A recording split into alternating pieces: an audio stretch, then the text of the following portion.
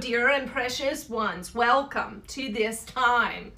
Ha, ha, ha, ha. Yes, we call it the Judo channel. A little play on words there. Because what you're here for is, this phenomenon is been dubbed channeling. And of course, the word has other meanings. A channel, it's just very similar to when you're at home and you've changed the television channel and you can pick up myriads of different messages, can't you? Any number of things you might watch and listen to. And so we call this the Judo channel because we are Judo. We are a fifth dimensional collective from Sirius A. We are, you would best probably understand us as angels. And we are happy, extroverted, and loving beings. And we love to serve humanity. And we love this particular vessel because she makes room for us. She is a good hostess. And we are glad you are here for this party this evening. And yes, we're going to talk about mama drama. And sometimes with the mama drama in your life and even the trauma, sometimes little t, sometimes some of you may have thousands or millions of instances of little traumas with your mamas and dramas, and others perhaps a trauma or 2 or 5 or 10 with a big capital T from your mamas, such as an abandonment or neglect or abuse of some sort. So as we're speaking tonight, understand we're covering all of these things. You see there is a way in your spiritual journey, which is this: before you came into your mother's womb as a seed of life, joined with the seed of your father, the mother seed and father seed coming together and then splitting and splitting and splitting and expanding and expanding and expanding and exponentially the splitting and expanding and splitting and expanding until there in the middle, my dear, was your precious little heartbeat. The same heart that is beating right now in your chest. Where did you come from before you came to be in your mother? Well, you came from a place outside of space and time, a place in which you existed as a soul. And most of you here have lived many, many lifetimes and had many, many mothers. You have been mothers and you have had mothers. Yes, even you fellas. And you chose, you see, before you came into your mother's womb and began this process of life, you chose your mother and father for a reason. Reasons that you may not remember at this time, but they were for specific reasons for the evolution of your soul.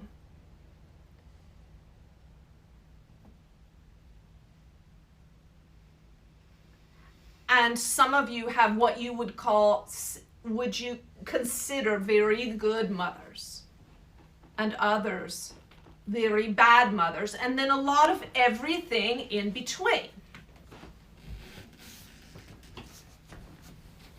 But you chose this mother. And so there is where the grace begins. Tonight you can say to yourself, yes, I have this mama drama. And I have had this mama drama, but I chose it for a reason, for purposes of the evolution of my soul. And your very first home in this life, in this incarnation, was inside of your mother. And that is why the relationship is so crucial to who you are. And for that reason, we would encourage you in all your interactions with your dear mothers to lighten up. To lighten up.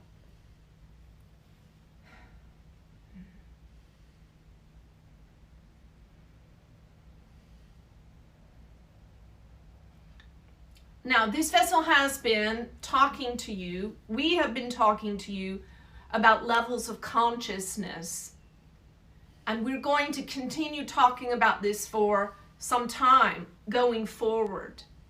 Because a big part of why we, Judah, are here speaking and working through this vessel is in order to raise the level, your level of consciousness to all who will come, whoever they may be.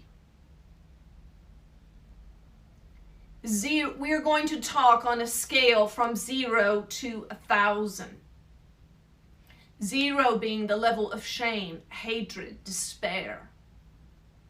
And 1,000 being the level of enlightenment, pure bliss and ecstasy, perfection, not being moved, pushed, or pulled by anything in one's surroundings. And this 1,000 level is that of the Buddha and Christ and Krishna and all the beloved masters. And there are many, my dear, many people on the earth today at that level. And they are greatly, vastly increasing the level of consciousness. So we're going to begin by telling a couple of stories about enlightened masters so you can understand where you are here with your mother, wherever that may be, and where you are headed in relationship to your mother. Now, there is a story, and this we are paraphrasing, so don't be a stickler, please, for our quotations. Of Jesus. He was in a room very much like this one, in a home, the home of a friend, in a circle of seekers. They were talking and sharing together, just like we are doing here with you in a very satsang type of format.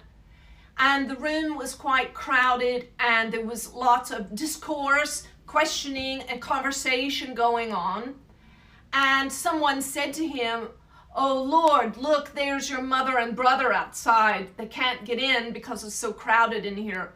They're calling for you. They want to speak with you."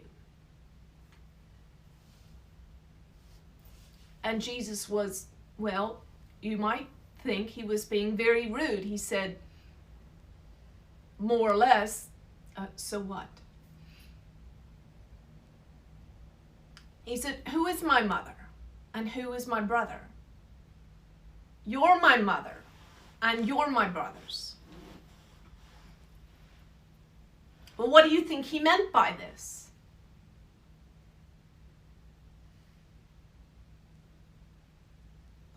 You see, his purpose and his allegiance, his reason for being here on the earth was beyond bloodlines and beyond physical,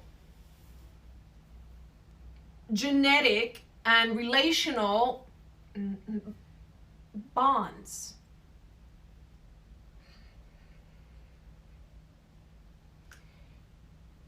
He understood himself to be a being that came from a great and expanse beyond, who would one day return to that, but had a mission for why he was here and how he would transform the world. And he understood that his real family were those who were sitting and listening with him, those who were gathered, those who were hungry, those who had questions, those who wanted to expand and be more and do more. And those who were moving into love and power and grace on the earth. Those who were going to shake the earth with his teachings. Those were his mothers and his brothers, you see. And he could not be bothered by his mother's demands. And you can imagine, it's not written in scripture, but what do you think she might have been saying while she stood outside? "I can't believe that son of mine would leave me out here waiting for me.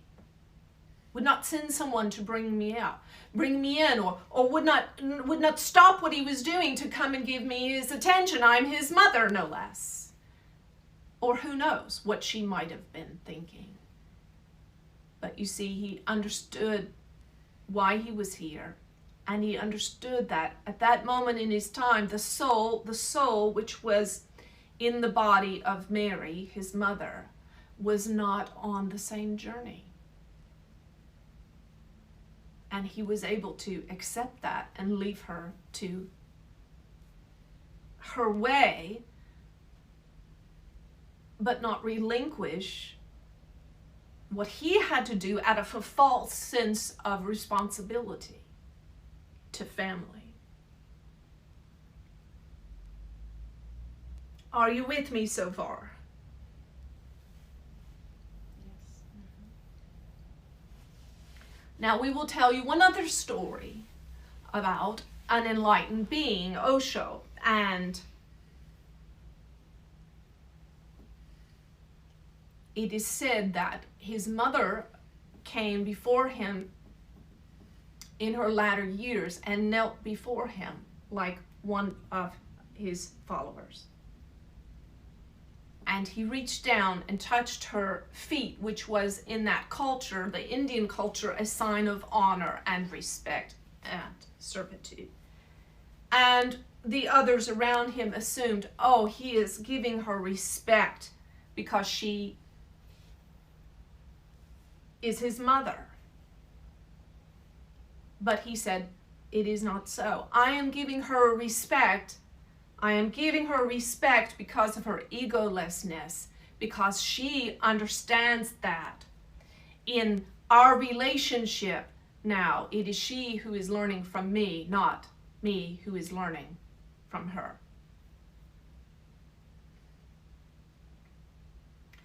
So, you see, if you come into this life in this incarnation, and let's say that your level of consciousness is the level of wisdom in the 400s, and your mother is at the level of, let's say, pride in the 300s, and you go to your mother for wisdom about something that troubles you, about something that you want to understand, you will strike out, because that is not where she is in her walk. And it's like asking a veterinarian to fix your plumbing. And so we have, my dears, we have vastly unrealistic expectations of mothers. Would you agree with that? And we must be careful not to unilaterally blame them for our hurts and problems, for they are only one in the family. Only one in the family dynamic.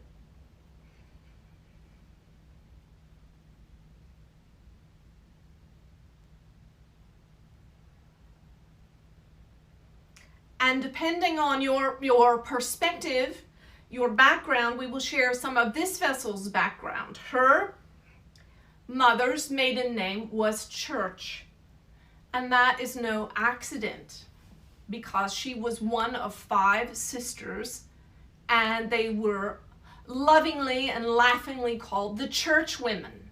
And these 5 sisters were known to be very religious and faithfully adherent to their religious tradition, and they were also known to be controlling at times and angry and manipulative and so on, and the men of the family joked about the Church women.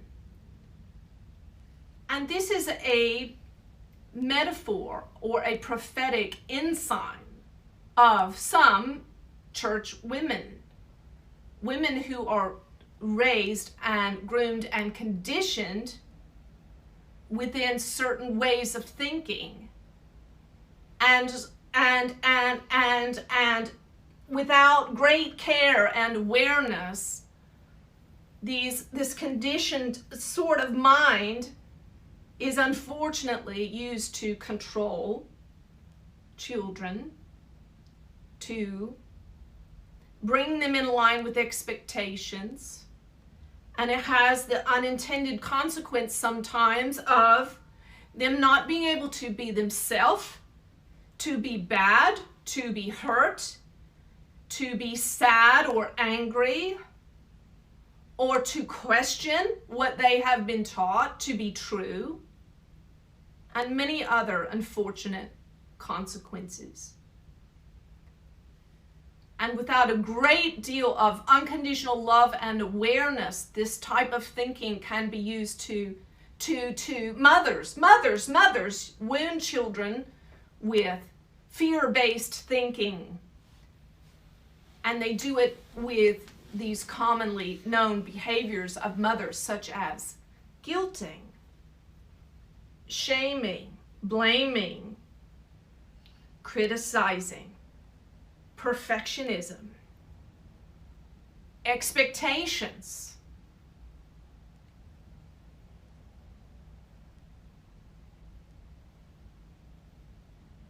And as we share these things, we can feel the hurt start to bubble up for you. And then you grow up and you move away perhaps, and you think, oh, thank God, I'm free from that. I only have to deal with it once a year or twice a year at birthdays or holidays. But unfortunately, as children have been deeply conditioned by parents and mothers with this sort of fear-based expectation, then the child internalizes their own version of mother. And even though you are grown, mother speaks in your head, your own internal critical parent, and says, why did you do that? That was really stupid. You should have done better there. Why are you eating that? You know you're too heavy. And on and on and on, the endless critical voices in the head, attempting to keep you in line because your poor dear mother is not around to keep you in line anymore. So the critical parent in your head has to take up the mantle.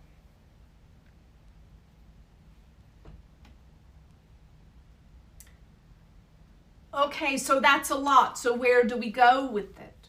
What in the world to do? Blaming is never the answer. This vessel was also that religious mother, deeply religious mother, and she raised 3 children much in the way that her mother raised her. She thought she was different, but the older you get, and the more you look into the mirror of your mother's eyes, the more you realize you are becoming your mother. And this is where we must begin our work, which is to release our judgments of our mothers. Because ye that judge do the same, and you shall become the thing you hate or reap it in a mate. And so the very things that hurt you in your relationship with your mother, you will either become those same things, or you will become involved in love with, in a partnership with someone who has those same traits. And this mirroring will continue until we forgive it all. And we are not talking about an appeasing or premature type of forgiveness. We're not talking about a forgiveness that allows you to be trampled on or abused,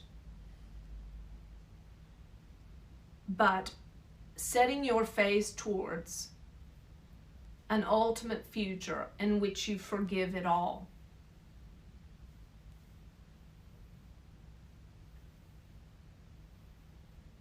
And the most important thing we want you to hear about this whole issue here in the way of an answer and a moving forward is to become your own loving mother. Become your own loving mother.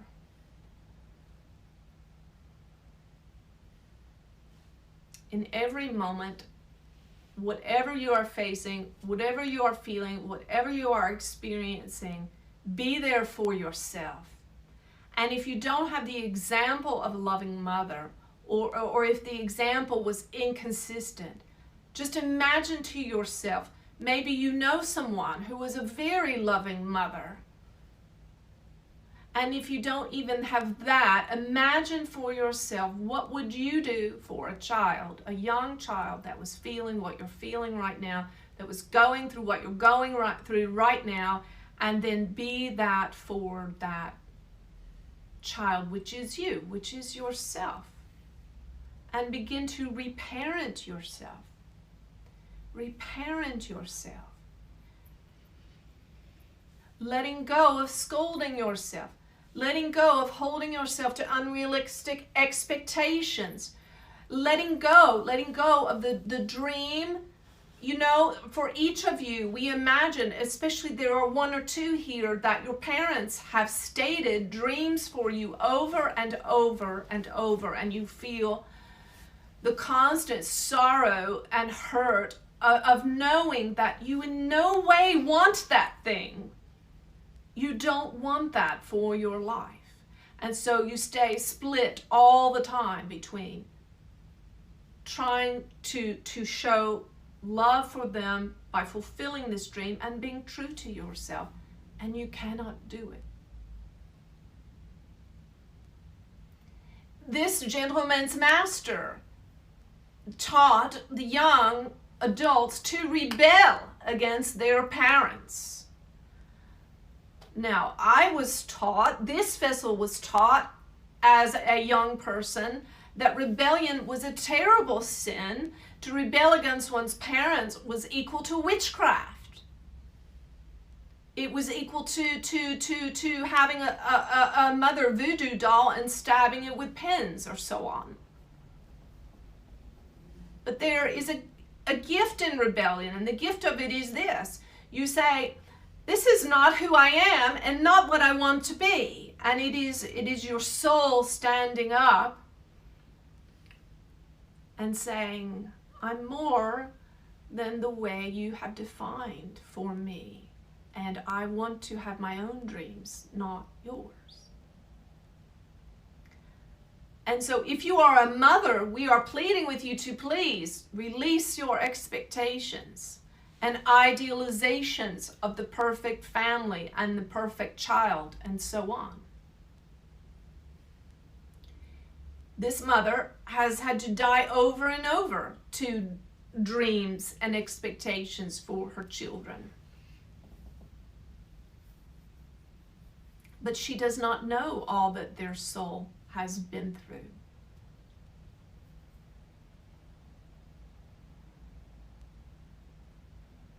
What if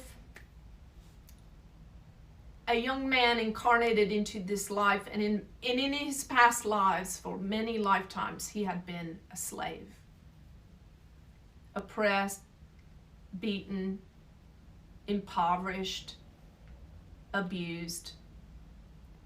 And what if that young man incarnated into this life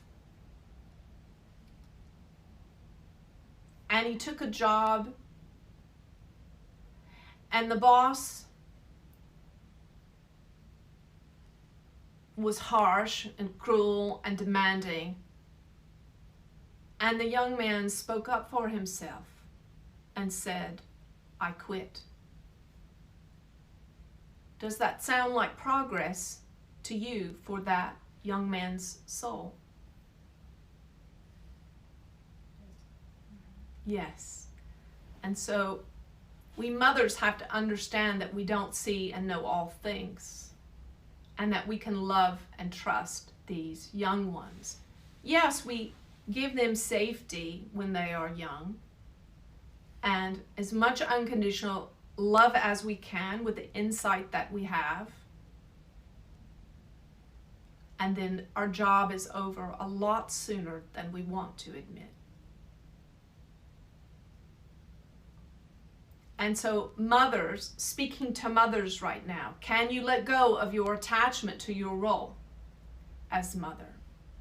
Because even you, my dear, are more than a mother. We would say for this vessel, there are 3 final frontiers in her spiritual growth. The 3 final pillars that must be pulled down for her to be all that she is being asked to be in this life. And these are the 3 pillars. Good wife, good mother, good daughter. And if she can let those 3 go,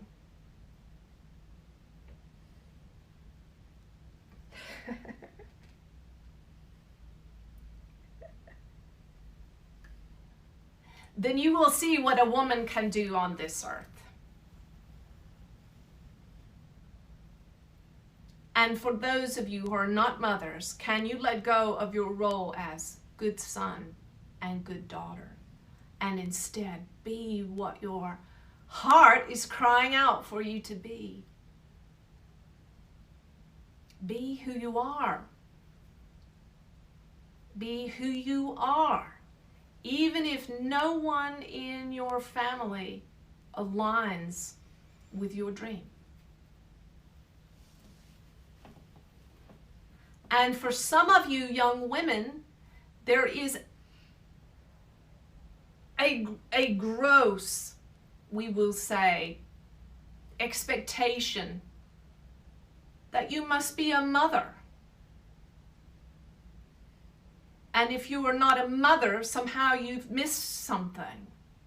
And we would say to that, hogwash, because you've already been a mother many, many, many times and raised successfully many, many children in many lifetimes. And if you don't want to be a mother anymore, that is your right. And no one should have beans to say about that.